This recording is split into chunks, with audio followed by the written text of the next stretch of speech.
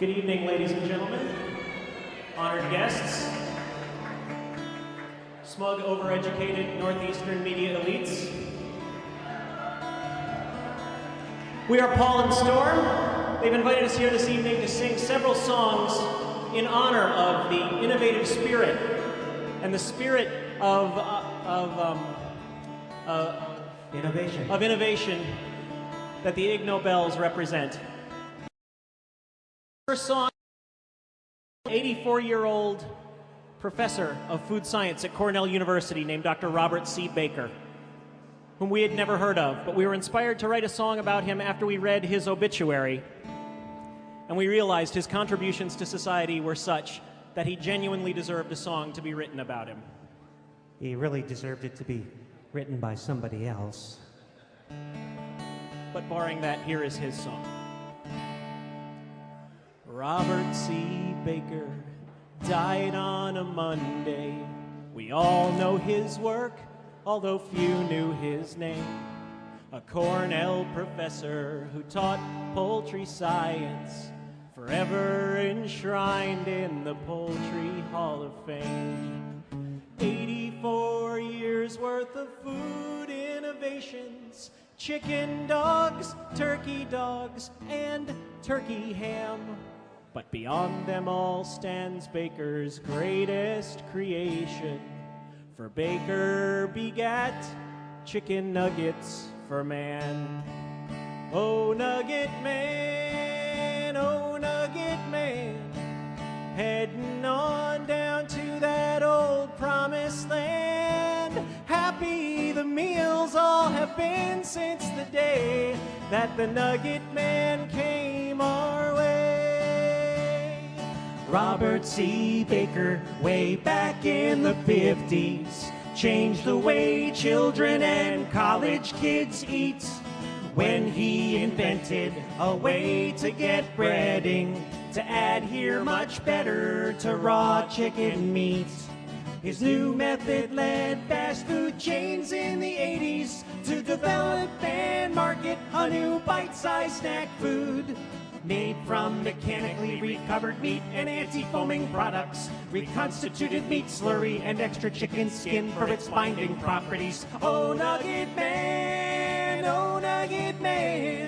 heading on down to that old promised land. Guts, feet, and beaks now don't get thrown away since the nugget man came our way.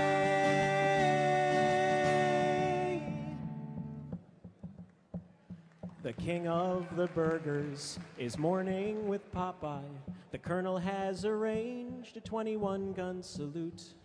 The churches are silent, but for Wendy's weeping, and Ronald has hung up his big yellow clown suit. Robert C. Baker's last will was specific, that his bones be removed and he be ground up real fine, and to place his remains into small cardboard coffins and bury the pieces 6 at a time. Everyone! Oh, nugget man, heading on down to that old promised land. Dipped into his honey mustard-filled grave, we're glad the nugget man came our way. We're glad the nugget man came our way. Nugget man.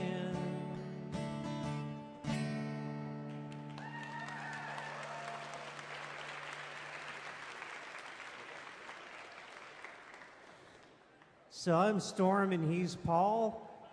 We're Paul and Storm, and thank you. We're usually a little nervous about doing this next song, in part because most of our songs are funnier, and this one's a little more serious, and in part because it's deeply personal.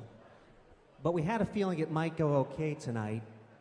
This song is about a mad scientist, and he decides after searching for his perfect mate for such a long time that he's just going to have to take matters into his own hands. This is called Live.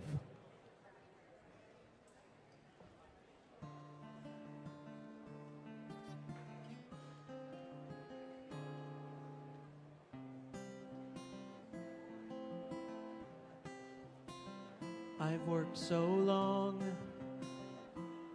every night and every day, been through hours and hours of research and dozens of graves.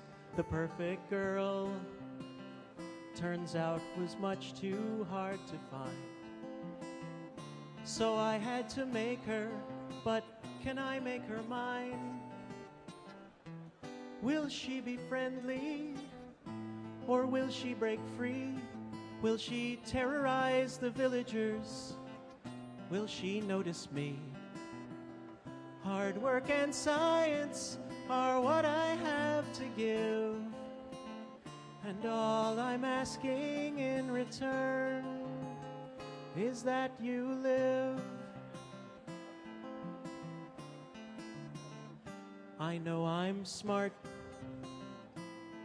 but a madman's all they see. Now there's finally a person who might love me for me. She holds my heart like the way that I held hers. The one from the cadaver Igor just disinterred. Left nothing to chance now, double-checked every stitch. The Tesla coils are charging up. Igor, throw the switch. Hard work and science are what I have to give, and all I'm asking in return is that you live.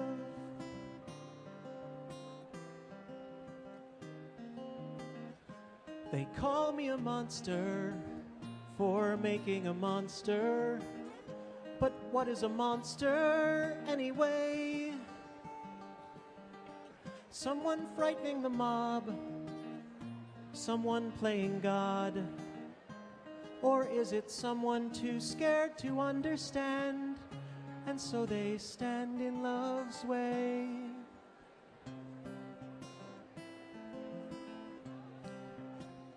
Now here they come, sounds like the rabble's roused again, with their torches and their pitchforks, about to break in.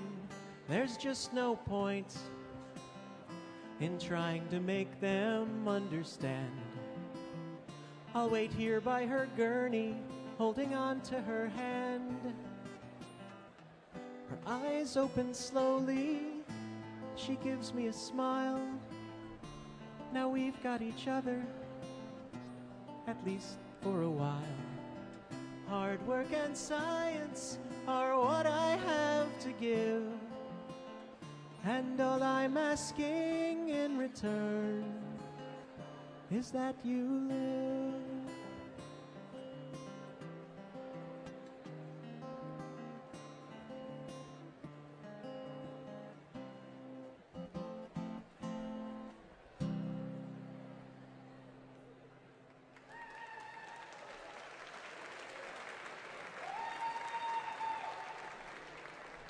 We'd like to ask, if possible, if the Major Domo could help us out on this next song. Ladies and gentlemen, the Major Domo. Could you hold this? Thank you. Now just go over there. That's fine. Thank you. This next song, once again, honors the innovative spirit.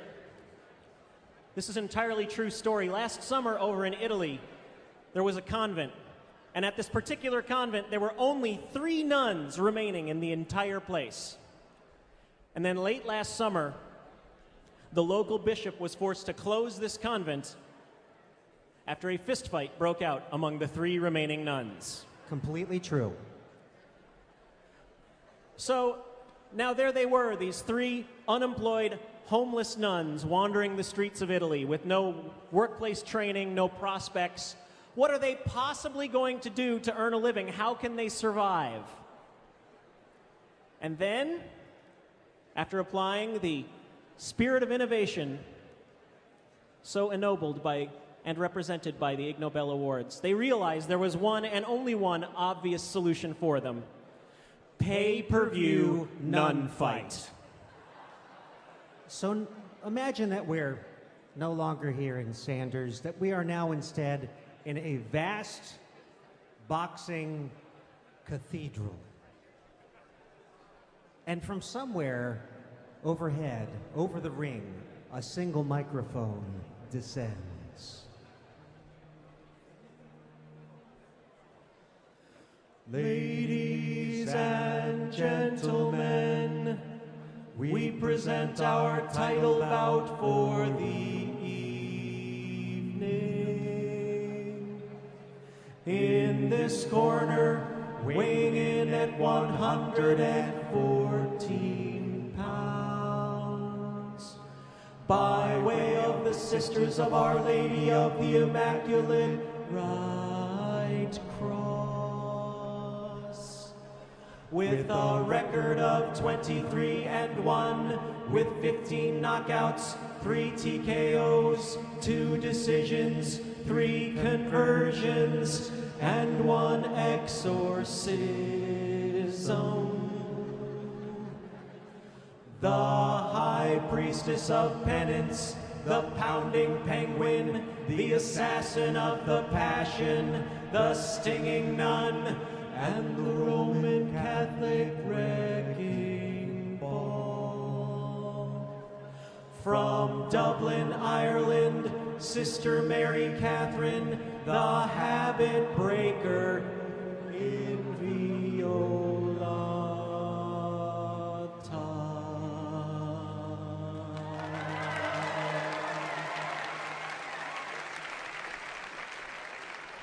And in this corner, weighing in at an even 82 pounds, by way of the Order of St. Adelaide of Perpetual Confrontation, with a record of 66-6, with 1 disqualification for using a ruler. The Vatican Vixen, the Pontiff's Pitbull, the Original Sinner, the Homicidal Bride of Christ, the Assaulter from the Altar, the Undertaker, and the Mother Superior of Kicking Posterior. From Mexico City, Sister Maria Teresa Garcia, Graciela Aguilera, Delgado, Francisco, Diego Arroyo, Inigo Montoya, Zapata, Paquito, El Guapo, Abuelita de la Boom Boom, Mendoza.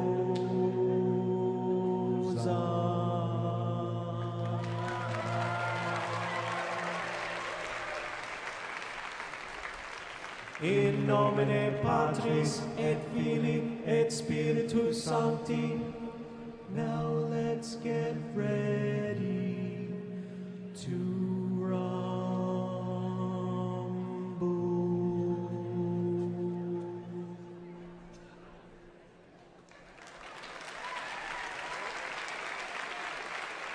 The Major Domo, ladies.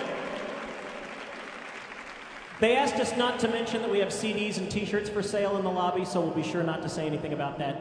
Thank you. We have been Paul and Storm. Very quickly, in honor of the spirit and theme of this year's ceremony, which is redundancy, there is nothing more redundant than a love song, just variations on I love you, and it is you that I love. We would like to present for you our final song, the world's shortest and most efficient and least redundant love song. I just can't seem to find the words to tell you just how much you mean to me.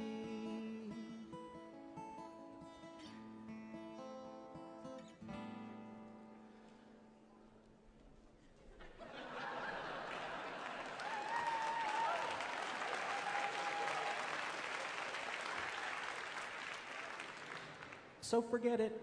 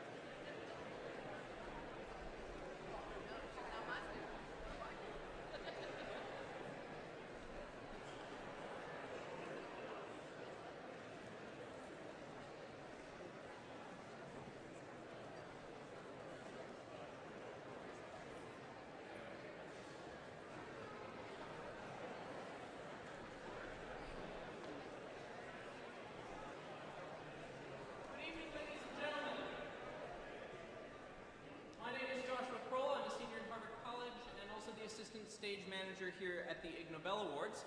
Before we begin, I have just a few key safety announcements that we need to make.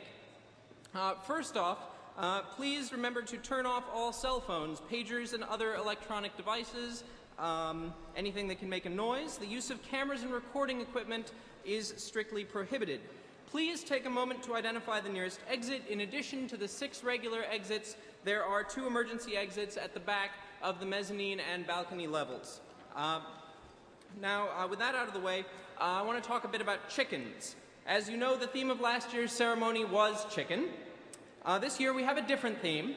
If we had the same theme as last year, well, that would be redundancy. However, Sanders Theater regulations still prohibit the flying or throwing of chickens, so please refrain from that. And finally, paper airplanes. Security regulations also prohibit the flying of airplanes inside Sanders Theater. But we are aware that many of you, mostly older responsible people who set good examples for us students, you are determined to throw paper airplanes. So we ask that you channel your proclivities into the cause of recycling. There will be 2 special moments tonight. Those will be the times to throw your paper airplanes. Wait for those 2 special moments. We will tell you when they arrive. You won't need to guess. In the meantime, and especially during the next 2 minutes, please hold on to your paper airplanes and do not throw them. Thank you.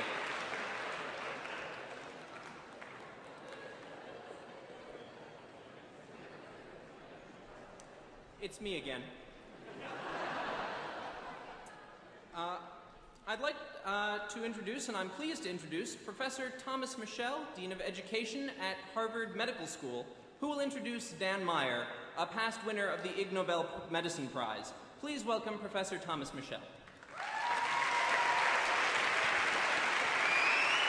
Thank you, Joshua. Hi, I'm Thomas Michel, the Dean for Education at Harvard Medical School, and I am pleased to introduce Dan Meyer, a past winner of the Ig Nobel Prize for Medicine. Please welcome Dan Meyer. Thank you. Hi, I'm Dan Meyer. Last year, Dr. Brian Whitcomb and I were honored to receive the Ig Nobel Prize in Medicine for our study that was published in the British Medical Journal entitled Sword Swallowing and Its Side Effects. In the sake of redundancy, for those of you who may have missed it last year, let me give you a summary.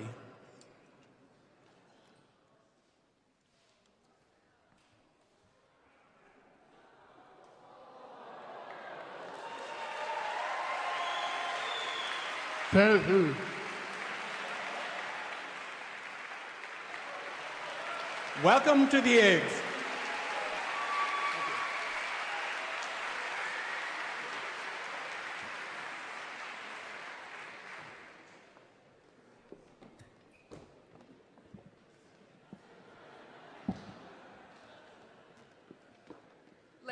Ladies and gentlemen, welcome to the 18th First Annual Ig Nobel Prize Ceremony. We begin with the entrance of the Nobel laureates, the Ig Nobel Prize winners, the 24/7 lecturers, and other dignitaries.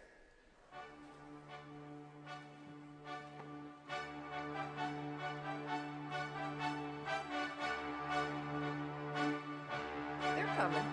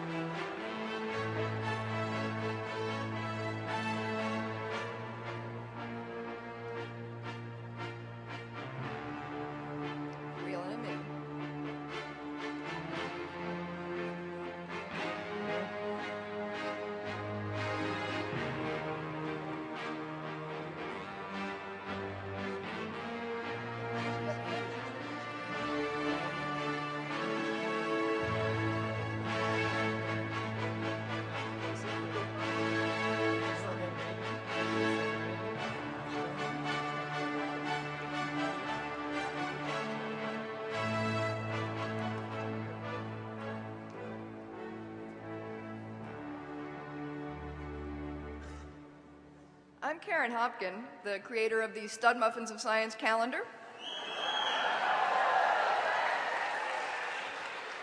I'm also the creator of Christopher Hopkin. Can you say hi?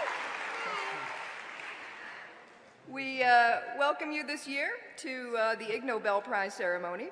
We're gathered here tonight at Sanders Theater at Harvard University. Tonight's proceedings will be simultaneously translated into English. Tonight's proceedings will be simultaneously translated into English. And simultaneously translated into Canadian. And simultaneously translated into Canadian A. And simultaneously translated into Bostonian. Just like in Fields Corner. And simultaneously translated into British. We'll translate the little bugger into British. And simultaneously translated into Double Talk. Behemoth Knuckle Trash Giant. Translated into Double Talk. And now, the grand introduction of the delegations. Led by the exalted Grand High Panjandrum of delegations, I can see Russia from my kitchen. Louise Sacco.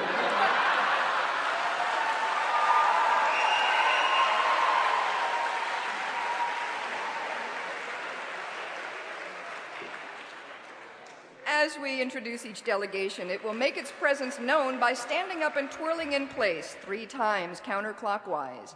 Please greet them all with the respect they deserve. Let's begin the introductions. Marching tonight is the Boston Squeezebox Ensemble, the official accordion sextet of the Ig Nobel Prize ceremony. They're led by Professor Thomas Michel, Dean for Education at Harvard Medical School. Some organ grinders come.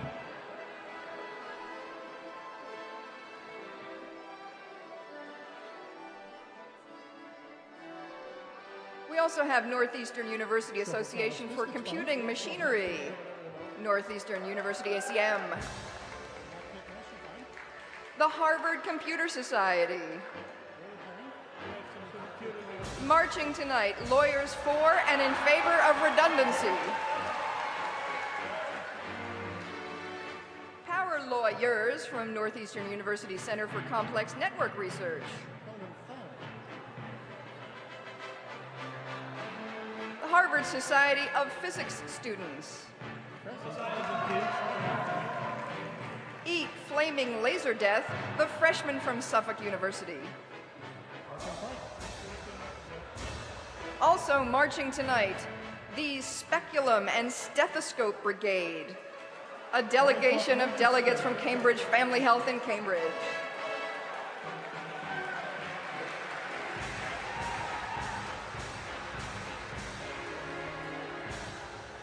And we have the Harvard Radcliffe Science Fiction Association.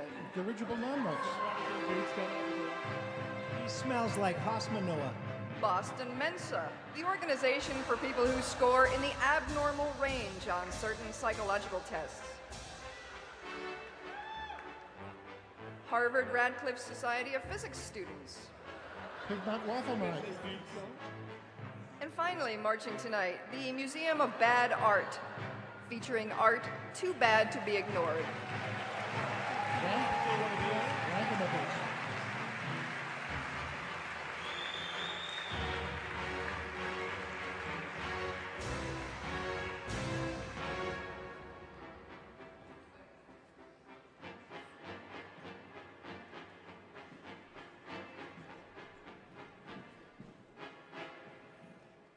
Ladies and gentlemen, boys and girls, literati, glitterati, and pseudo-intellectuals, quasi-pseudo-intellectuals, and presidential science advisors.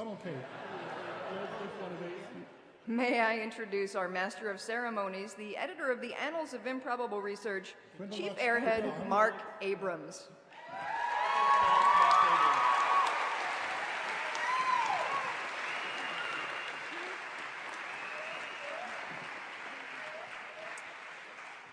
Thank you. We are gathered here tonight to honor some remarkable individuals and groups. Each winner has done something that first makes people laugh and then makes them think. The Ig Nobel Prize ceremony is produced by the science humor magazine, The Annals of Improbable Research. And it's proudly co-sponsored by the Harvard Radcliffe Science Fiction Association, by the Harvard Radcliffe Society of Physics Students, and by the Harvard Computer Society. Tonight, 10 prizes will be given. The achievements speak for themselves, all too eloquently. The editors of the Annals of Improbable Research have chosen a theme for this year's ceremony, and this year's theme is redundancy. Redundancy, I say, yes, redundancy.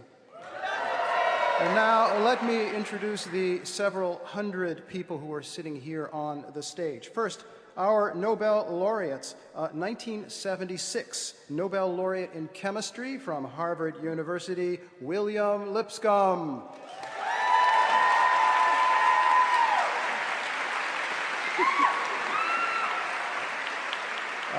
2004 Nobel laureate in physics from MIT, Frank Wilczek.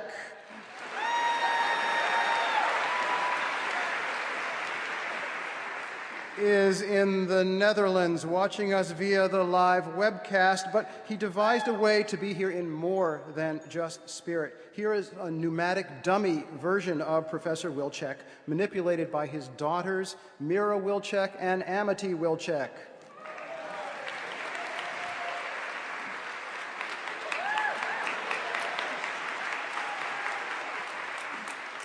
1990 Nobel laureate in physics from MIT, Jerome Friedman. As usual, was prevented from joining us. He appears now via the magic of projected slide and audio tape. All of you are enjoying this occasion as much as I am. Thank you, Professor Friedman. And with us tonight is a distinguished scientist, the inventor of the mathematical concept of fractals, Benoit Mandelbrot.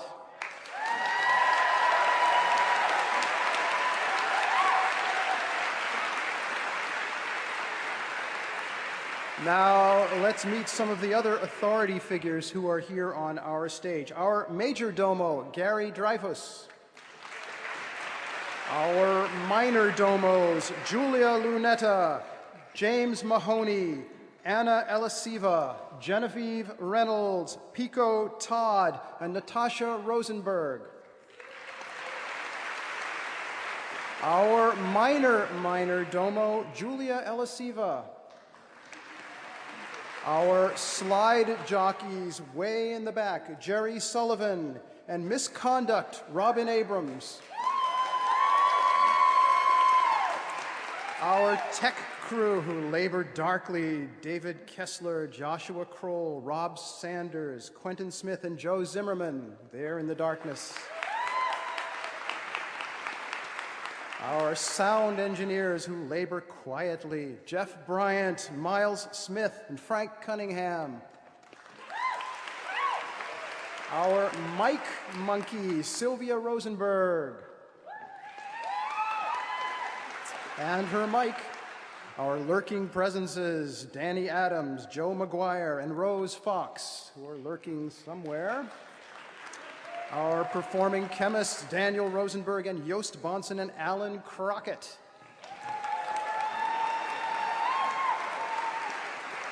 Just letting off steam, the human spotlights, glittery Jim Brett and Katrina Rosenberg. The human curtain rods, Maria Elisiva, not the same Maria Elisiva as last year, this is a different one, and Emily Coombs. The official keepers of the mop who will sweep detritus from our stage, Vivek Sant and Hannah Frank.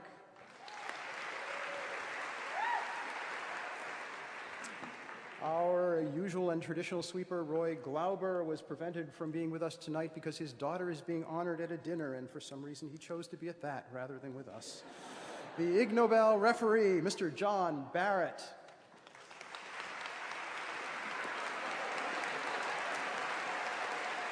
Our security guards, Robert Canterbury and Roberta Gilbert.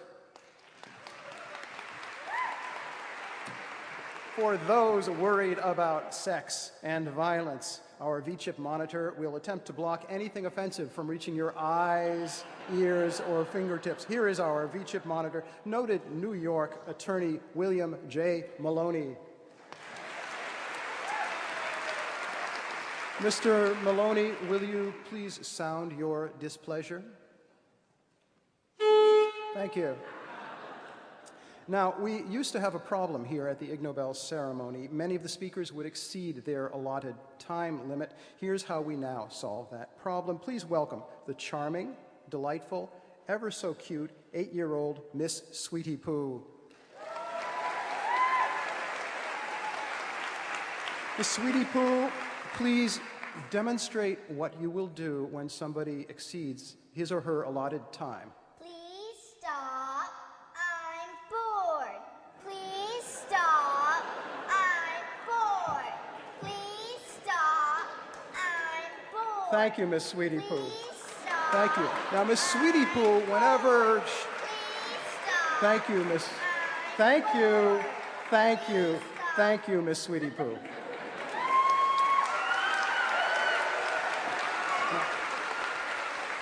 On with the introductions, our house musicians, the group The Ig Leaves, consisting of Nick Karstoyu and his memories.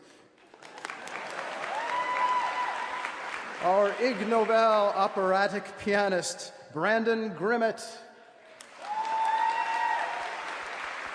There are other important people up here, thousands of them, and you'll meet them later. We're being telecast live on the internet thanks to generous support from the Harvard Extension School, and also thanks to assistance from FAS IT and from the Tech and from the MIT Student Cable. You may applaud. Or not, as you choose. The ceremony will later be broadcast on National Public Radio's Talk of the Nation Science Friday with Ira Flato on the day after Thanksgiving.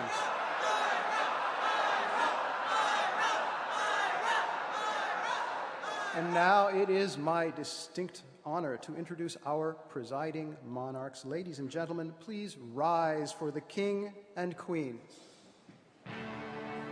Their Majesties the King and Queen of Swedish Meatballs.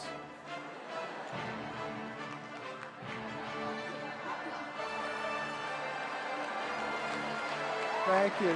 You may be seated. You may be seated too, Your Majesties. You may be seated. You ought to be seated. I hope you're seated. And now, Professor Helen Haste will give the traditional Ig Nobel Welcome, Welcome speech.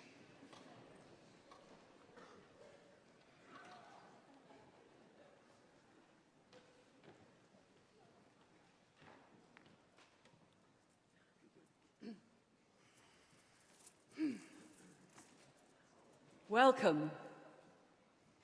Welcome.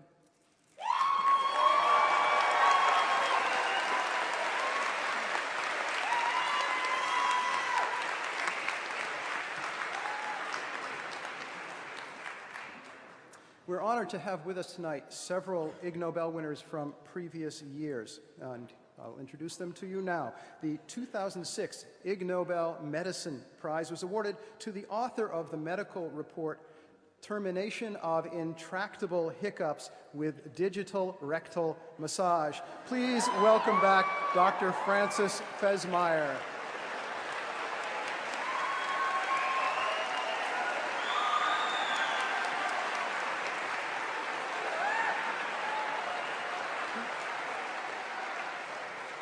Thank you, thank you. It is an honor to be back here at my old alma mater, class of 1981. All complex systems, whether designed by man or nature, have redundancy. All great inventions have built-in redundancy, so as to ensure proper function. Like all great inventions, my cure for hiccups has an inherent redundancy. If your right index finger doesn't work, then use your left. At the end of the ceremony tonight, my son, Forrest Meyer, who's sitting over there with a dead chicken tie, we will be passing out Dr. Fran's anti-hiccup kits. And tonight, a lucky winner will get one redundancy kit. It has 2 gloves, 2 KY jellies, autographed twice, 2 deluxe buttons. Thank you, thank you.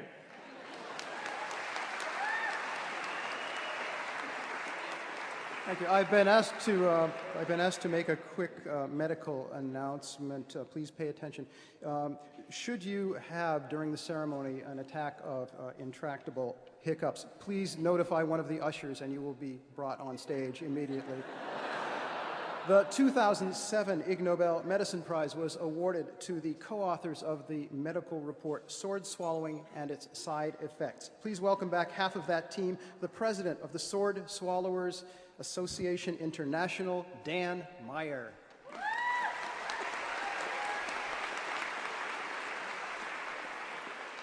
Thank you.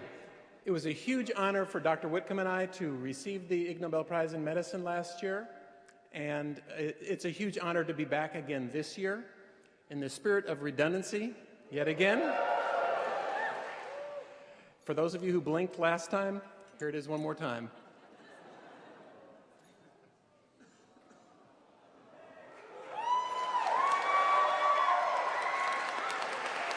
Thank you. Make your own puns. The 1996 Ig Nobel Art Prize was awarded to the creator of the plastic pink flamingo. Please welcome back Don Featherstone and his wife, Nancy Featherstone.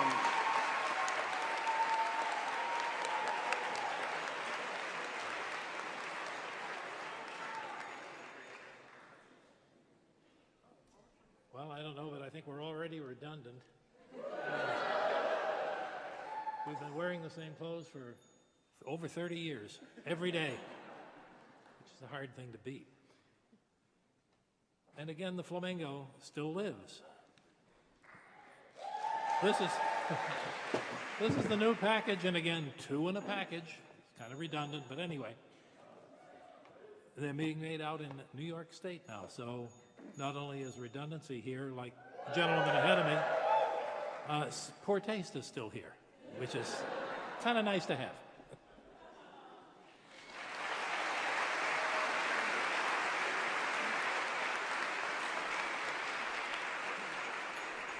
And finally, a warm welcome to the 2003 Ig Nobel Biology Prize winner. He's responsible for the world's first scientific report of homosexual necrophilia in the mallard duck.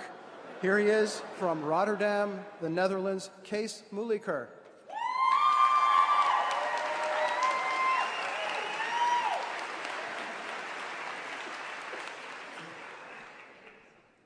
Hello again. Maybe you remember me. I won the 2003 Ig Nobel Prize for my observation of the first case of homosexual necrophilia in the mallard. If not, you certainly remember my stuffed duck. Back in 2003, I donated this duck to the Harvard Museum of Comparative Zoology. Every year, for the Igs, the museum kindly loaned me the duck so I could wave with it. This year, the duck was supposed to have his 5th public appearance, but the museum changed its policy and rejected my request. The Ig duck will probably forever stay in his protective surroundings 2 blocks away from here. Hopefully, someday, they will put it on display.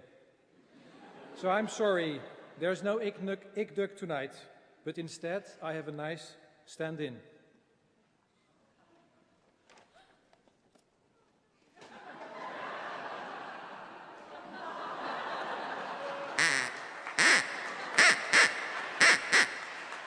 Thank you.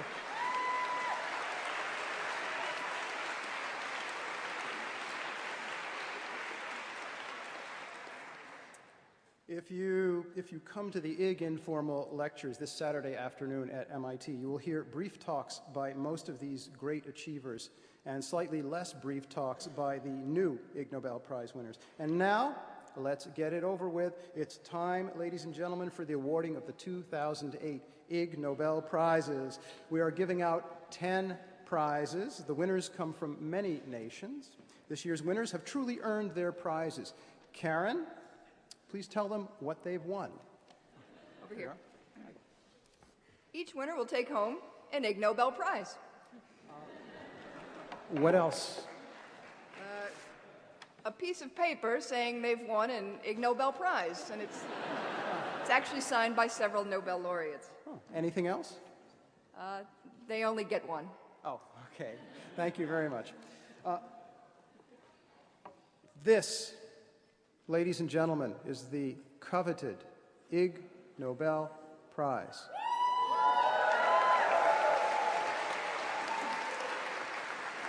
These are handmade from extremely cheap materials by Mr. Eric Workman. Eric, could you come out and take a bow?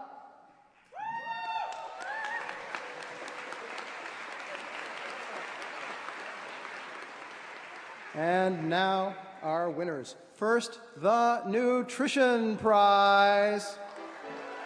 The Ig Nobel Nutrition Prize is awarded to Massimiliano Zampini of the University of Trento, Italy, and Charles Spence of Oxford University in the UK for electronically modifying the sound of a potato chip to make the person chewing the chip believe it to be crisper and fresher than it really is.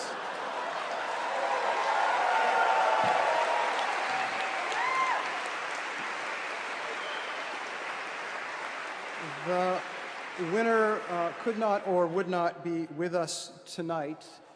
However, we have a demonstration.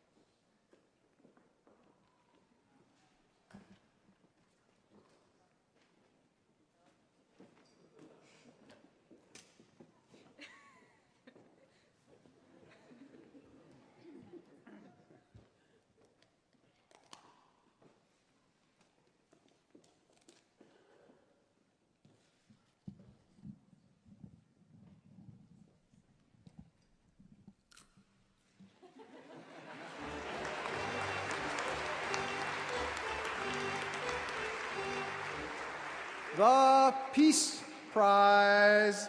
The Ig Nobel Peace Prize is awarded to the Swiss Federal Ethics Committee on Non-Human Biotechnology and to the citizens of Switzerland for adopting the legal principle that plants have dignity. Joining us tonight is Urs Thurnherr, a member of the committee.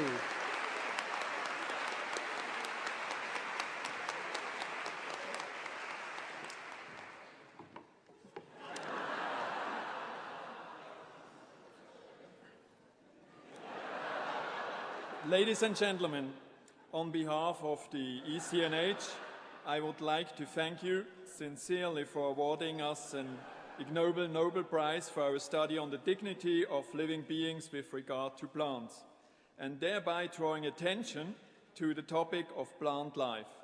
Our study is a product of the committee's mandate and is to be understood against the background of the Swiss Federal Constitution.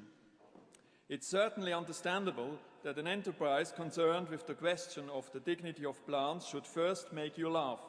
But have you ever forgotten to water one of your houseplants and then had to throw it away?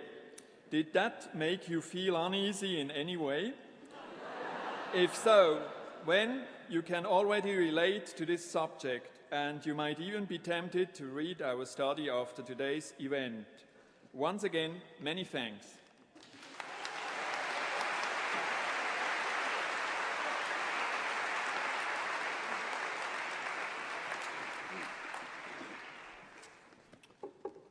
I am your V-chip monitor. Please carefully listen to this safety and recycling announcement. It is almost, and I emphasize almost, time to throw the paper airplanes. Remember what's important: safety, accuracy, recycling, and safety, and redundancy.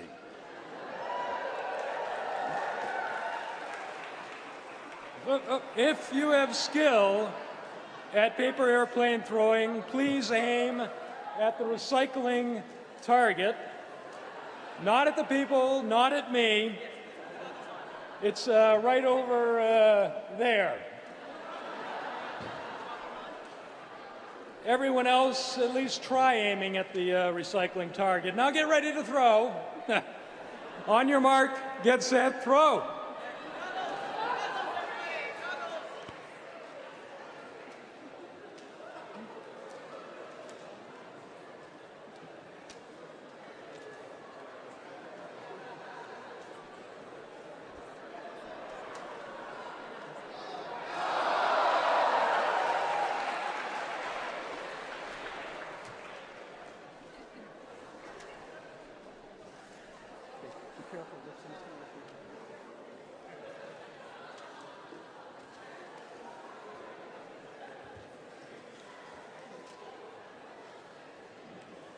Now, please give your attention to Nobel laureate William Lipscomb.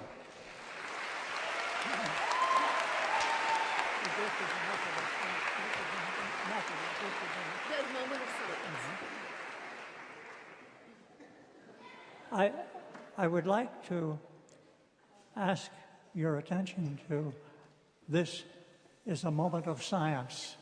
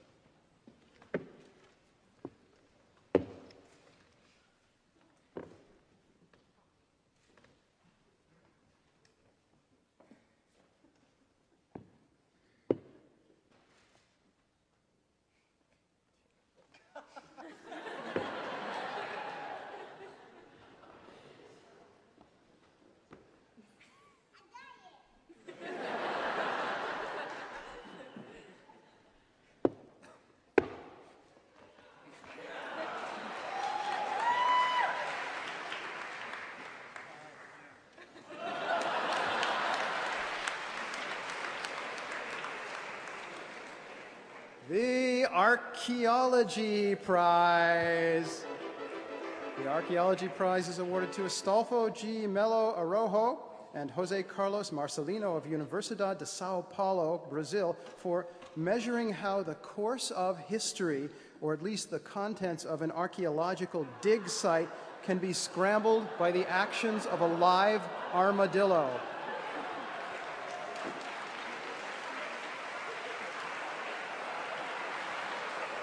The winners could not or would not be with us tonight.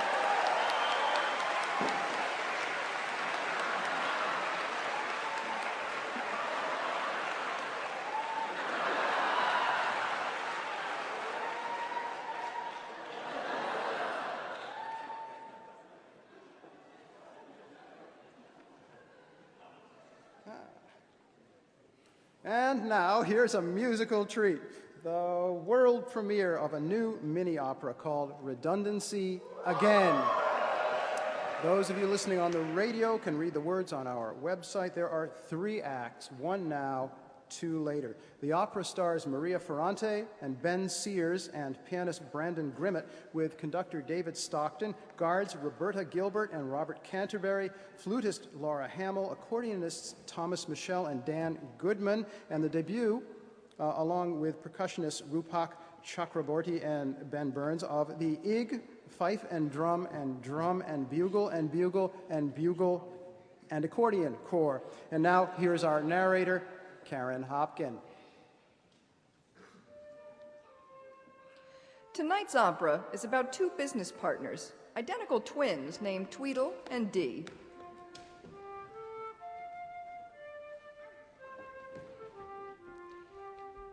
Not that it matters, but Tweedle and Dee sell trimming equipment for hedge funds. To survive in the global economy, Tweedle and Dee want to be as efficient as possible. So to be as efficient as possible, to maximize efficiency and do it efficiently, they decided to eliminate redundancy. They're going to fire everyone whose job in any way overlaps anyone else's job.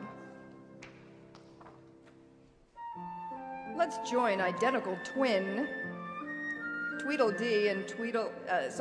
and Dee as they celebrate this by announcing it to everybody in their company. Just make it simple, simply take my advice. Never do things twice. Just make it simple, simply take my advice. Do not duplicate. No, do not do things twice.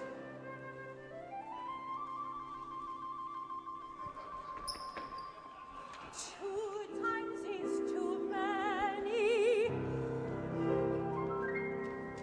And 3 is even worse. Fortune favors those who don't needlessly rehearse.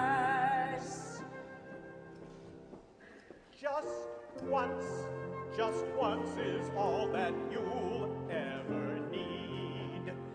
Once you understand that, you'll be at least twice as likely to succeed.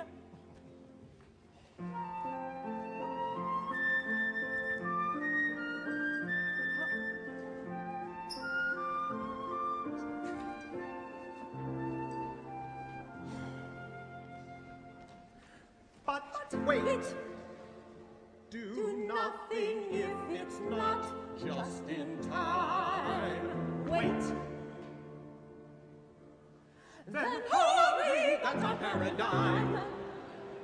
Yes, wait! Do nothing if it's not just in time.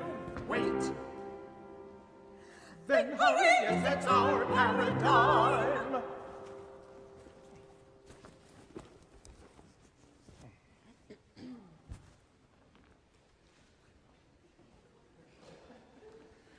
When you do things early, then you have time to waste. That's why you should wait. Then do those things in haste. Please.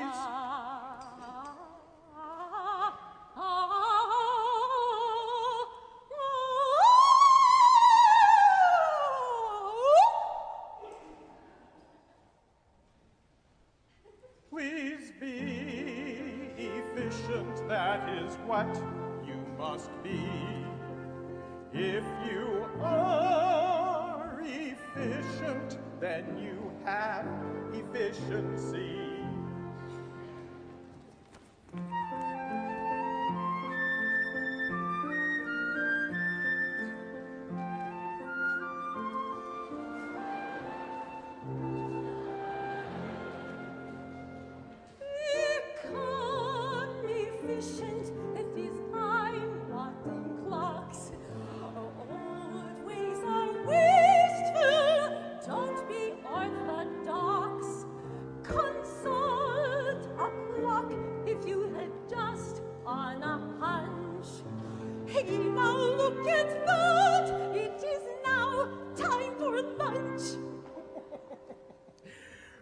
much of any time. Any clock is just a frill. Simply voyeurism. A momentary thrill. The time one takes in looking down at one's watch is no more productive than the time looking at one's crotch.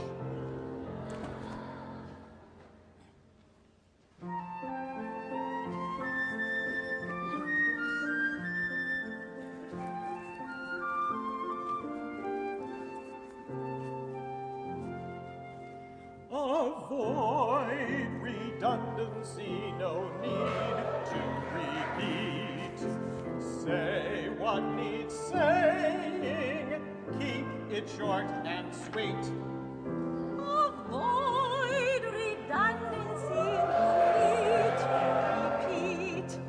Say what you must, keep it short, keep it sweet.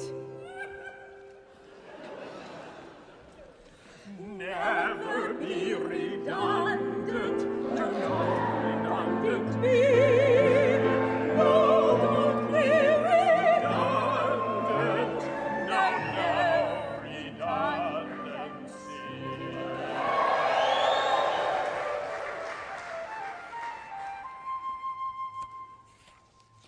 Don't be redundant, promise me. Promise me. Never be redundant, never be redundant.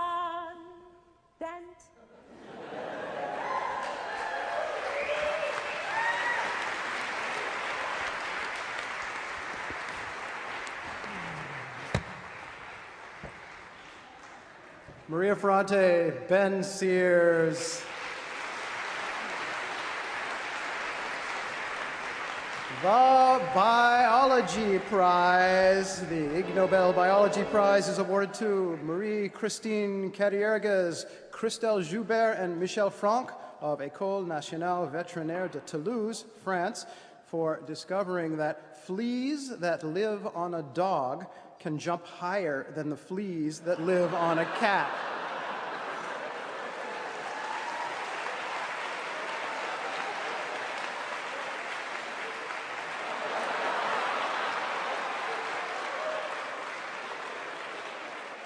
The winners were unable to join us tonight, but we do have a demonstration.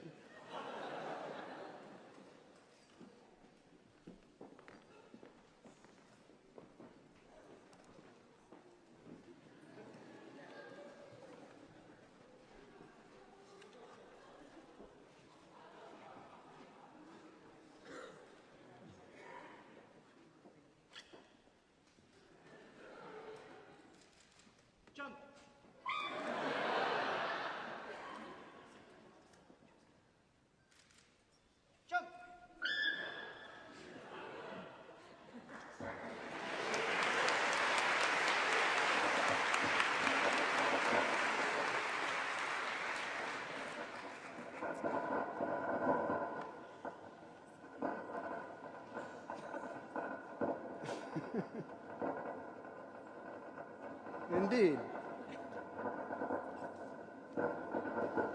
Anyone got a very large pair of earmuffs? No. Thank you.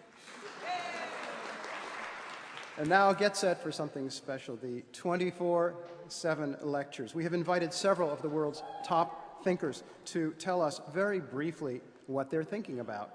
Each 24/7 lecturer will explain her or his subject twice. First, a complete technical description in 24 seconds, and then, after a brief pause, a clear summary that anyone can understand in 7 words. The 24-second time limit will be enforced by our referee, Mr. John Barrett.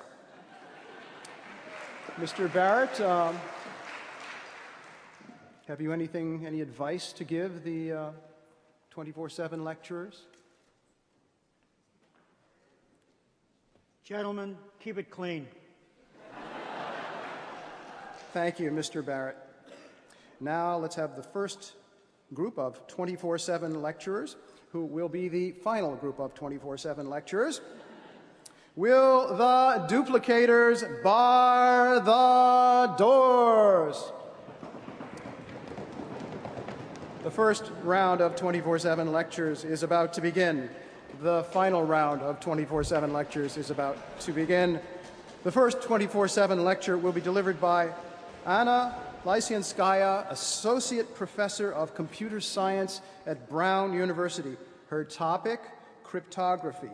First, a complete technical description of the subject in 24 seconds. On your mark, get set, go. A cryptographic system is secure if no matter what probabilistic polynomial time algorithm the bad guys are using, they still can't hurt the good guys.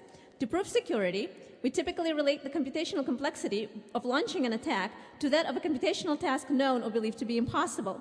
Although for certain scenarios, unconditionally secure solutions exist, security of others relies on established complexity theoretic assumptions.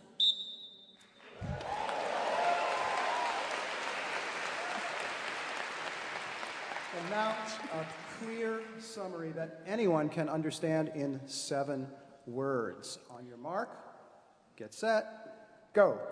It ain't secure till you prove it. The next 24/7 lecture will be delivered by Danny Adams, biologist at the Forsyth Center. Her topic, biology.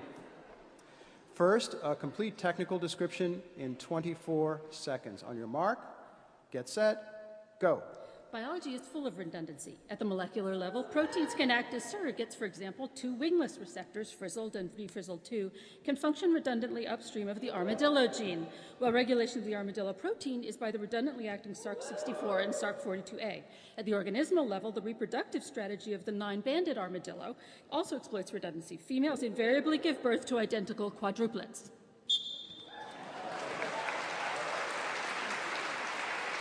And now, a clear summary that anyone can understand in 7 words. On your mark, get set, go.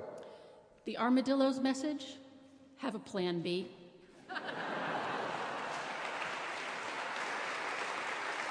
The third and final 24/7 lecture will be delivered by William Lipscomb, the Abbott and James Lawrence Professor of Chemistry Emeritus at Harvard University.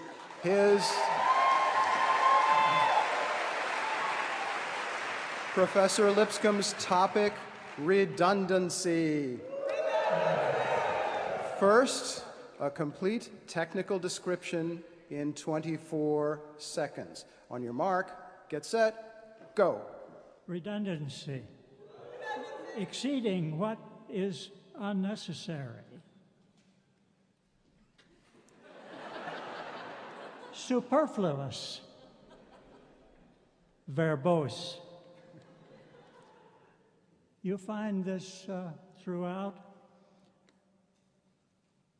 and yet the content is not there, but the content is always there. And now, a clear summary that anyone can understand in 7 words. On your mark, get set, go. The source of real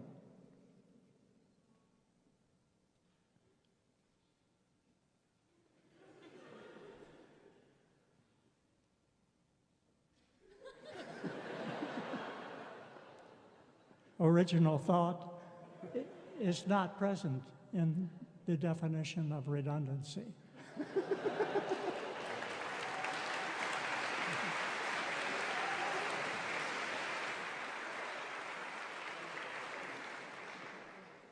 Yes. The Medicine Prize, the Ig Nobel Medicine Prize, is awarded this year to Dan Ariely of Duke University for demonstrating that high-priced fake medicine is more efficient than low-priced fake medicine.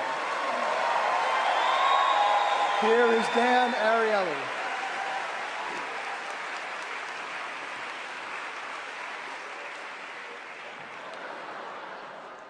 12 years ago, I sat around that corner, and I was in my last year of graduate studies, and I was inspired by the people who were getting awards on this stage.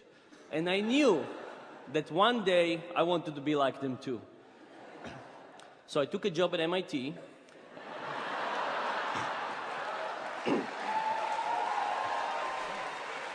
And I worked very hard. I produced a lot of studies that I thought would win me the Ig Nobel Award. In fact, I wrote a whole book that I thought should have won me this prize. One year in particular, I wrote a paper on how men, when they masturbate and get aroused, make different decisions. And I thought that would surely get me the award. But no. So I'm extremely pleased to get the award today for this prize. My only problem is that I don't know, once I reach this peak, what else could I strive for? So thank you very much. I also want to thank some other people, of course. First of all, I want to thank my wife. It's very hard to be married to me. I'm realizing that after a while. I want to thank Bronwyn. My third grade teacher was always very supportive of me, and I want to appreciate her. Are you really bored? Are you really bored? Thank you very much.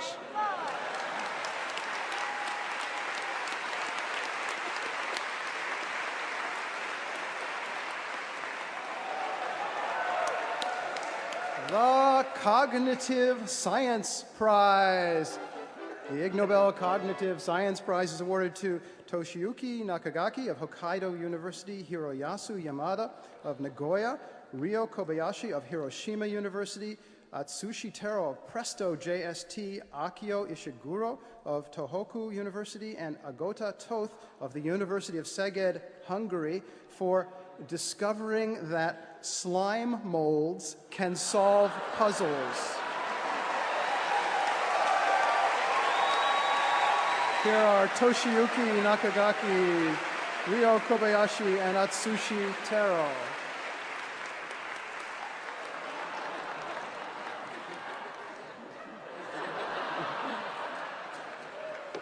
Okay.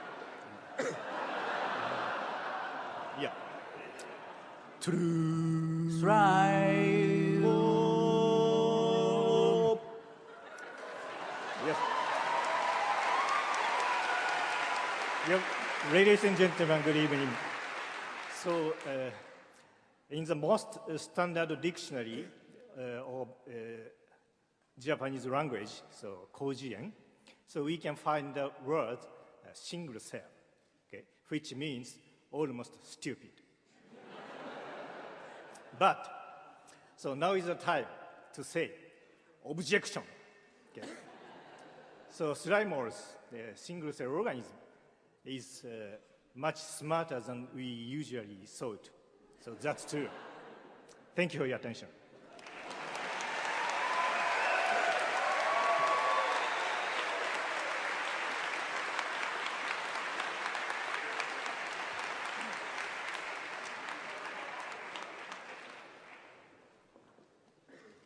Okay, we'll try this again.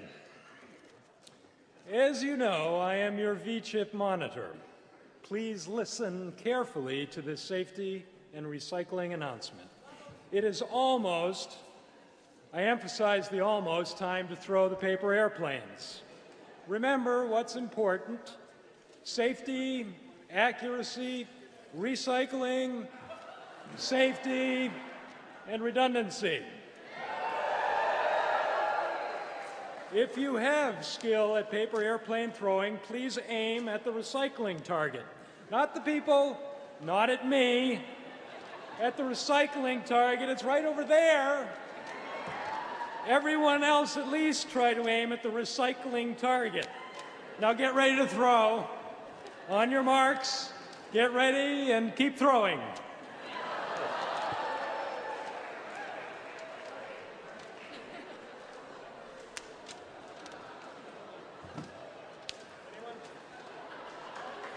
And now, Act 2 of our mini-opera. Here is our narrator, Karen Hopkin. In a moment, we'll have Act 2 of our mini-opera. But first, Please give your attention to Amity Wilczek and Mira Wilczek and the family dummy.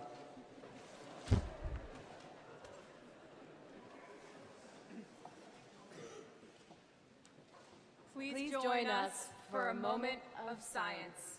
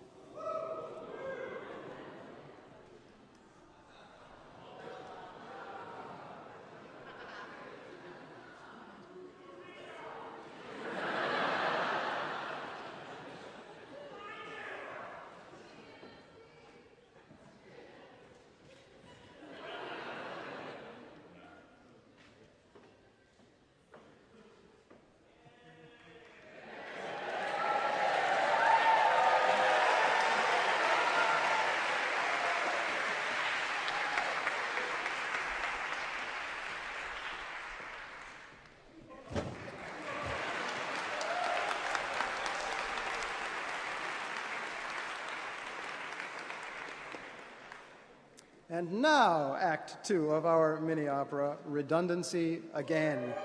Here is our narrator, Karen Hopkin.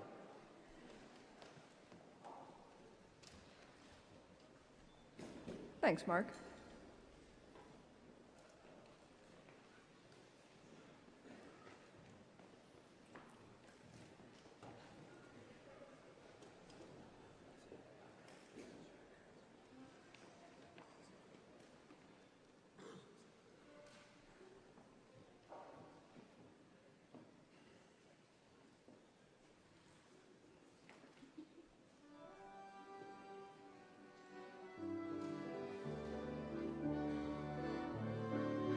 When we last saw Tweedledee, they'd fired everyone who was redundant. Please note that to anyone who speaks British English, that statement is itself redundant. If you're not British, you may disagree, but whatever. So now it's a month later. A minor problem keeps cropping up. Now whenever even one employee quits, the entire operation grinds to a halt, because no one knows anyone else's job. Let's join Tweedledee as they try to solve this vexatious problem.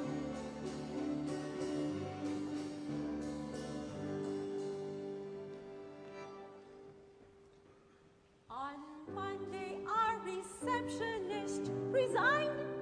He lives alone. Now nobody knows how to work the phone. On Tuesday, our top techie took a trip to watch a whale. Now none of us can access our email. The next day, Dave the doorman drove off to see the shore. Now no one knows how to unlock the door. Whenever someone quits or stays at home to weep and sob, we're stuck 'cause no one knows each other's job.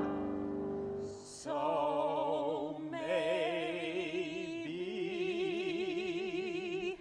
here's what we need if we're going to succeed. It's redundancy. Well, if all our personnel had redundancy. But when someone's mad at, she starts one person there. And an absence of person, redundancy. So you mean each of us blows through a two-sided nose, that's redundancy. Medical probes move our brains, have two lobes, that's redundancy. What if I should propose that I know what you know? And you show me that the show. Well, then we both know that I know what you know. That's redundancy.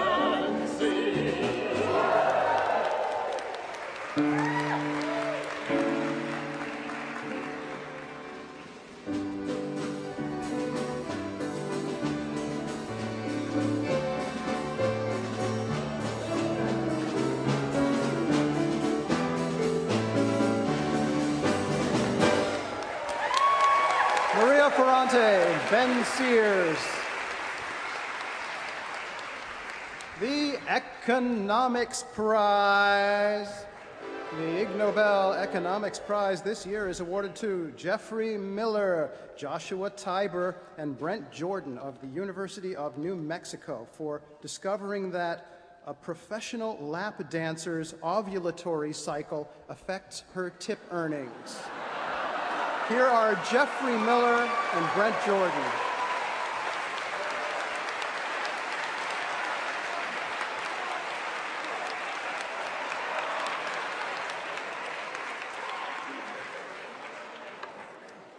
When I first mentioned to my colleagues in the Gentlemen's Club that I was going to turn it into science, they laughed at me. And when I went to the university and said the same thing, a lot of people laughed at me. But when I showed them the results, they quit laughing. Oh, and gentlemen, I'm not taking any applications for research assistants. And now my colleague. Scientists can learn a lot from lap dancers. Not just how to extract more money from students, politicians, and university administrators, but also about human nature. I make about $70,000 a year teaching basic human sexuality to the earnest but often stoned youth of New Mexico. A good lap dancer makes about $140,000 a year giving remedial sex education to married but often tipsy middle-aged males. Yet we know one technique the lap dancers don't: hierarchical linear modeling of time series data. Where they saw random fluctuations in day-to-day earnings, we could see that their income peaked just before ovulation at the point of maximum fertility. So, lap dancers now can schedule their work shifts to match their fertility and now make about $200,000 a year. And we get this Ig Nobel, which is beyond all price. Thank you.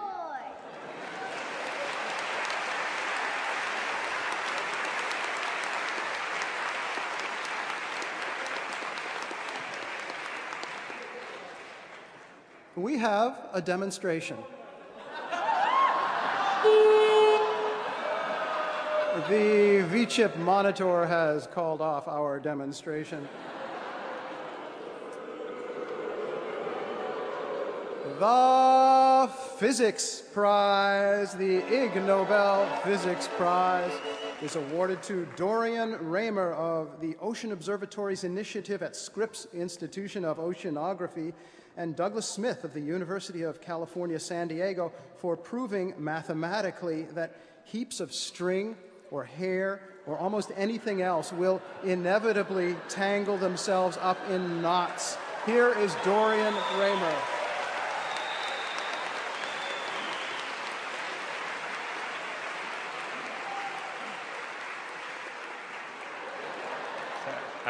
I have to do a Twitter really quick, accepting Ig Nobel.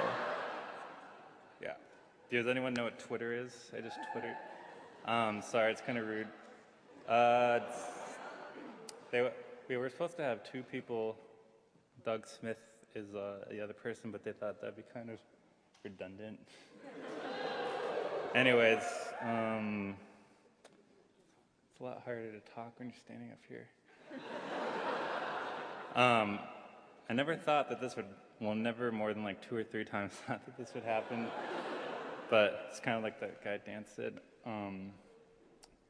but it has. And, oh yeah, I was going to say Doug was tied up, and I'm not.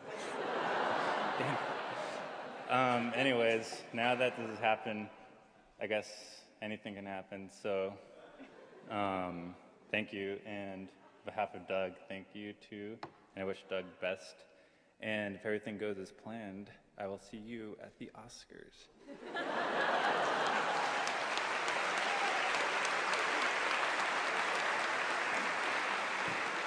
And now it's time for the Win a Date with a Nobel Laureate contest. And here is Karen Hopkin to tell us about our laureate.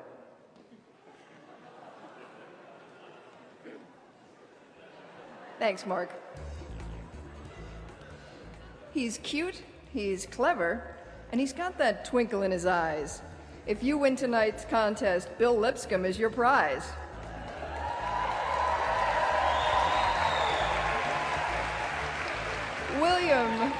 William Lipscomb won the 1976 Nobel Prize in Chemistry for solving the structure of a man-made molecule that suffers from a serious electron deficiency. An honorary Kentucky colonel, Professor Lipscomb enjoys reading Sherlock Holmes, playing the clarinet, and shaking people's hands. If you're interested in sharing your electrons, the colonel can show you how it's done. Let's give a warm win-a-date welcome to William Lipscomb.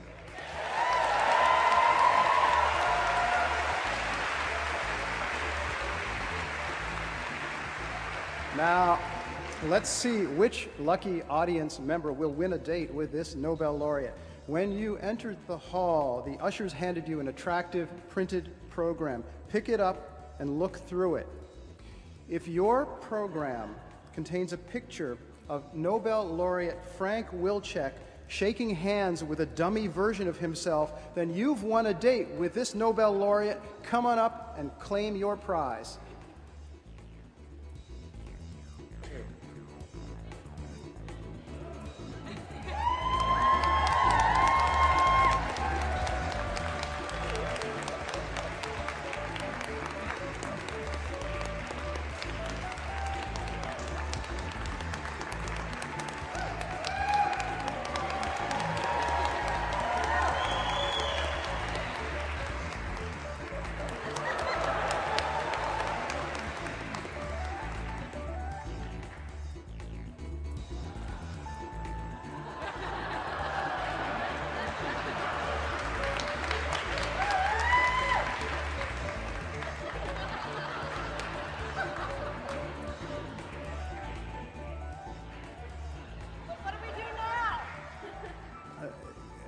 The winner asked, what do we do now?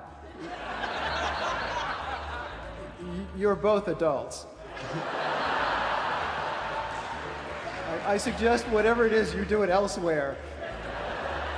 So thank you. A hand for our winner and our prize.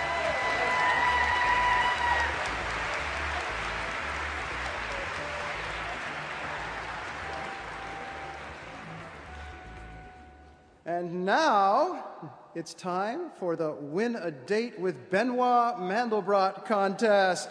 Here's Karen Hopkin to tell us about the prize. Thank you. Juliet had Romeo and Guinevere her Lancelot. If you win this contest, you'll take home Mandelbrot. Benoit Mandelbrot, he's the inventor of fractals. His work inspired an entire new branch of mathematics and some really funky t-shirts and coffee mugs. When he's not gazing at clouds or measuring the coastline of England, Professor Mandelbrot enjoys playing chess and telling economists, "I told you so." If you like a touch of order in your chaos, then Mandelbrot's got what you want. Let's give a warm win-a-date welcome to Benoit Mandelbrot.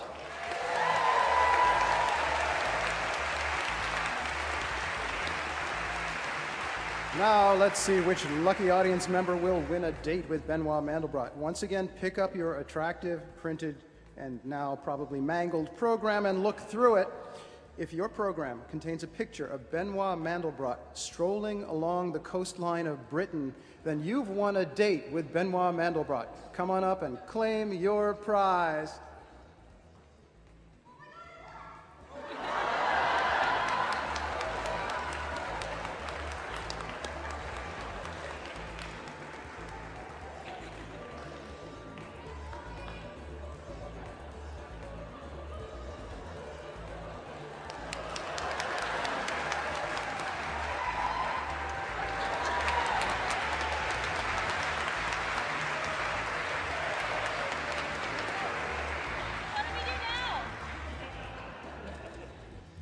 I guess in the spirit of redundancy, this winner also asked, what do we do now? Here I can but suggest, consult the previous winner. And also, off stage is probably a better idea than on. Congratulations to our winner and to our prize.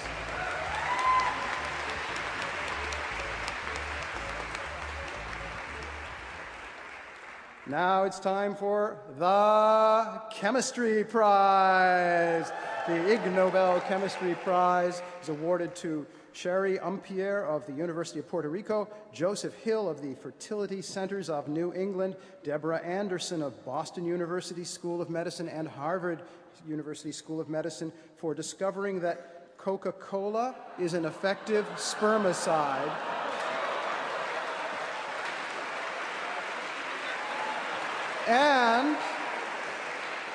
And to Chuang-Ya Hung of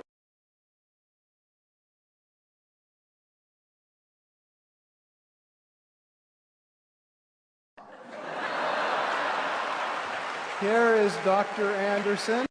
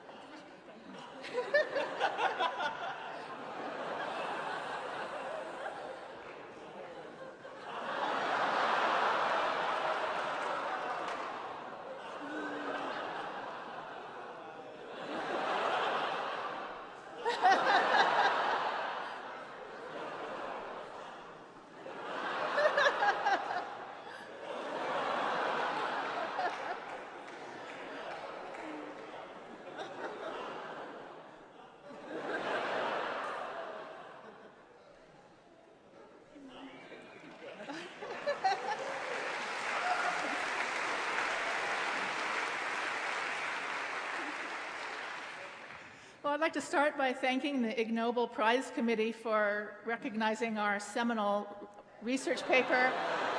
After 22 years, it was published in 1985, so I'm very honored. And I'd like to thank my co-authors, Dr. Hill, who provided the biological materials for our study, and Dr. Sherry Umpier, who planted the seed for our project by mentioning one day in the lab that sexually active girls in her convent school in Puerto Rico use Coca-Cola douches for birth control. We had to do the study, and we showed that when Coca-Cola is added in excess to human semen, it kills the sperm within 1 minute. And you can hear more details at MIT on Saturday. We'll go into the details there. But we also know in our lab that sperm can be clocked going more than 18 centimeters an hour. So accurately placed sperm could make it into the cervical canal before the douche formulation could take effect. So we don't advocate douching for contraception.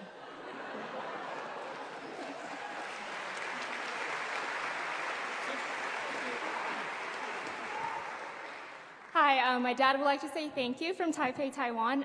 He can't be here today, but he says thanks for giving me an award that makes me look really, really cool in my daughter's eyes. And, and I would like to say thanks, Mom and Dad, for firmly believing it won't work and didn't try it, so I'm here today. It's precisely in 1984 that they tried. Thank you very much, and congratulations to everybody. Thank you.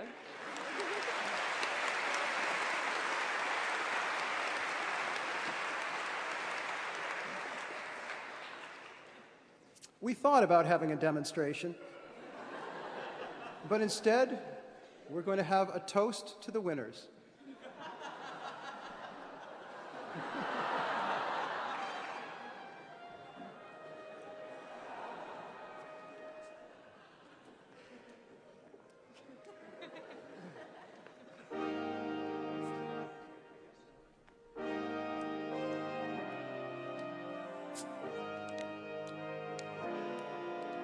A toast.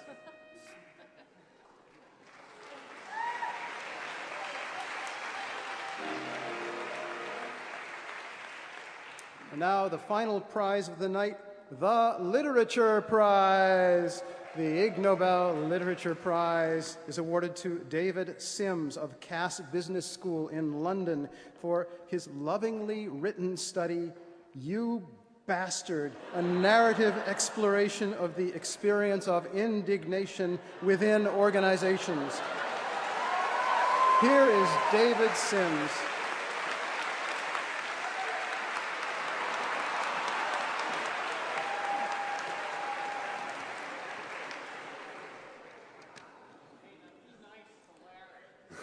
Of course, I understand we're all different, but I can't work out where you're coming from. You probably have your reason for doing what you're doing, and in some parallel universe, you might be right. I'm a very liberal person, accustomed to seeing other people's viewpoints, and that makes it all the more strange that I can't see yours. What sort of character are you? I just can't make any sense of what you're doing. I can't imagine what sort of story you think you're living out. Don't get me wrong, I realize you might just be very stupid, but that stupid? As it happens, I'm one of the good guys. We defeat the bad guys, that's how we know we're the good guys. If that hurts, then so be it, you've brought it on yourself.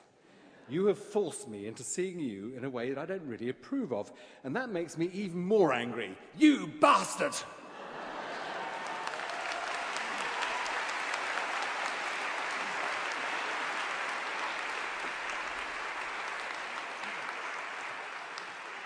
Alas, we do not have a demonstration. Before we finish up with the triumphal handshaking of the winners and then with the stirring grand finale of the opera, we remind you to join us this Saturday afternoon at MIT. The new winners and the returning winners will give free public talks to explain, if they can, what they did and why they did it. That's Saturday, 1 o'clock, MIT room 10250. Saturday, 1 o'clock, MIT room 10250. Now, please witness a new tradition at the Ig Nobel ceremony. All of the new Ig Nobel Prize winners will now emerge one by one through the sacred curtain to receive a token handshake from Nobel laureate William Lipscomb.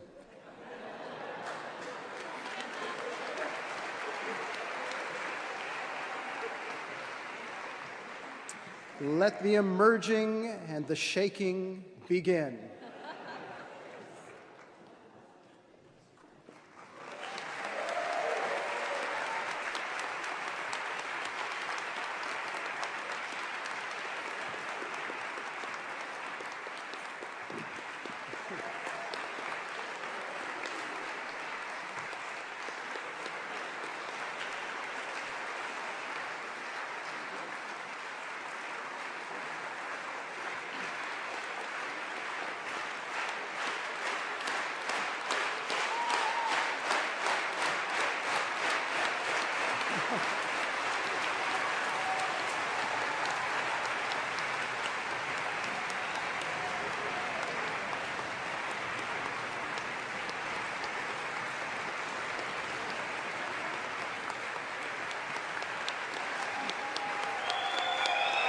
The new winners.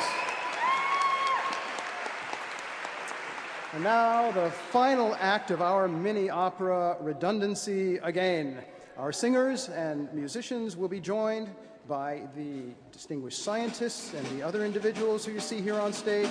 Joining in the music as well is the debut of the Ig, fife and drum and bugle and bugle and bugle and 5 accordions corps. And now here is our narrator, Karen Hopkins.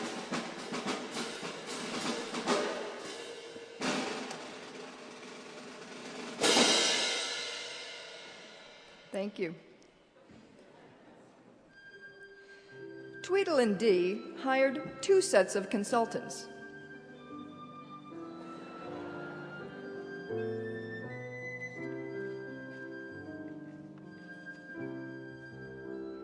One set of consultants recommended that the company be very sure to have, yes, redundancy again.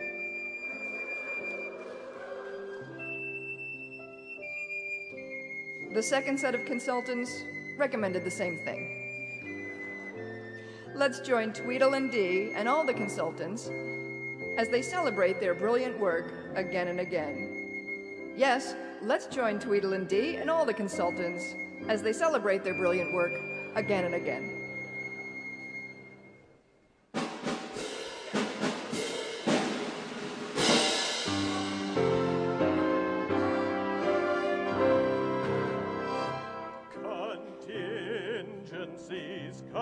Contingencies, we planned out each detail, anticipated, calculated, so it would not fail.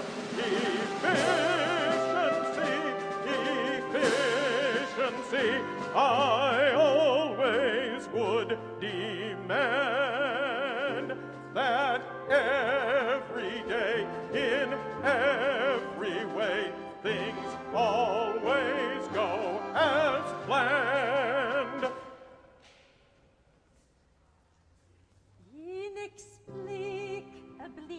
Inexplicably, we had some little hitch, some bottleneck, some imperfection, oh, some tiny hitch.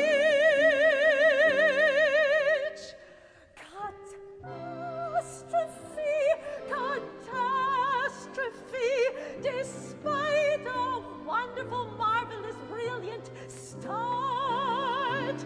Some little ding doomed everything.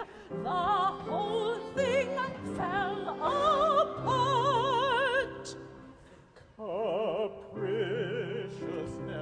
Capriciousness, that's how the whole world works.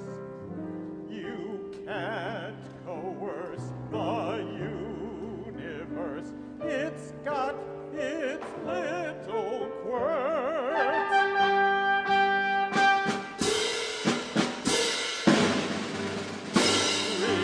Redundancy again.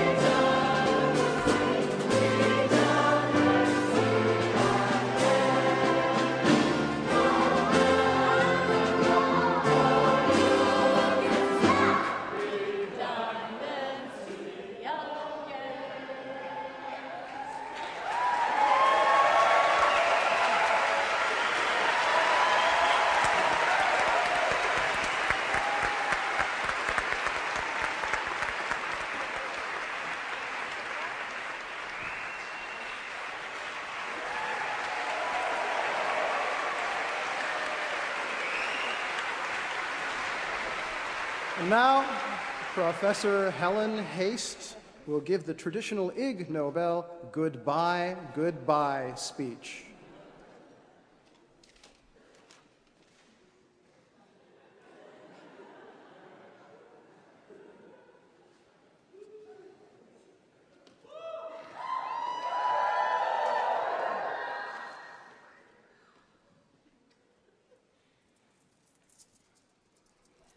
Goodbye.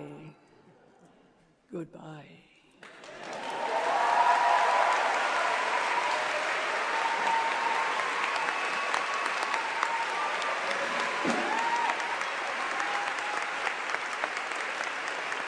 Now, ladies and gentlemen, let us honor all of the people who put this ceremony together, scattered all around the hall here.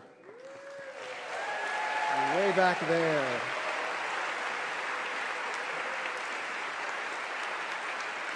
Now, would the new winners please step to the front,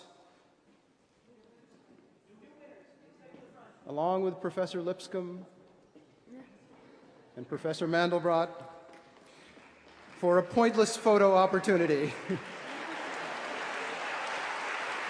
Please put your hands, whack your hands together and shower them with self-esteem.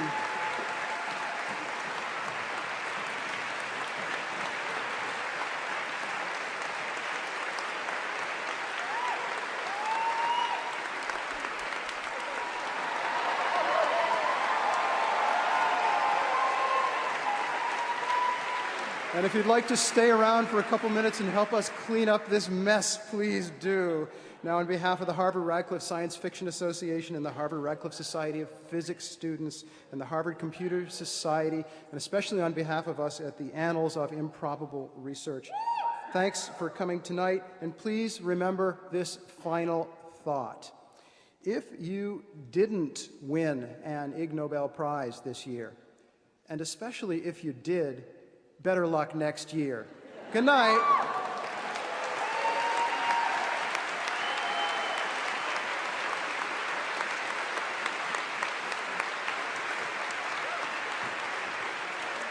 That's all, folks. Time for the debate.